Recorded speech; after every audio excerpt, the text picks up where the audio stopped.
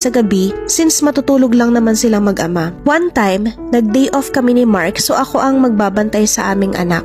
Pero nagpunta sa bahay si Maribel at may dalang kare-kare na paborito ni Mark. Amoy na amoy din ang kanyang pabango na bombshell ng Victoria's Secret at naka-makeup pa. Hindi naman nag-aayos si Maribel noon pag napunta sa bahay. Naisip ko baka may date sila ng boyfriend niyang Patan. Pero napansin kong naiilang si Mark na makipag-usap kay Maribel. Nagduda ako that time dahil hindi naman kami ganun dati. Dati-rati nga ay puro bardagulan at pandalait si Mark kay Maribel. Pero this time, there is something fishy talaga. Pero hindi ako nagpahalata. Ilang araw din ang lumipas nang nag-obserba ako sa galaw ng dalawa. Si Mark ay pansin kong nagiging conscious sa sarili at nag-enroll sa gym. Madalas din itong nag-check ng ngipin niya sa salamin at nagpapadental pa. Laging nakaahit ang bigote at tila ba laging may pinaghahandaan. Tinanong ko siya tungkol sa bagay na yon pero nainis lang siya sa akin. Pansin ko rin na bumili siya ng mamahaling brief. Isang araw ay kinumpronta ko na siya at tinanong kung bakit siya nagpapagwapo at bumibili ng mamahaling brief. Nag-away kami dahil sabi niya ay wala na daw ba siyang karapatan na alagaan ang sarili. Kaya nagsisi naman ako sa pagdududa ko.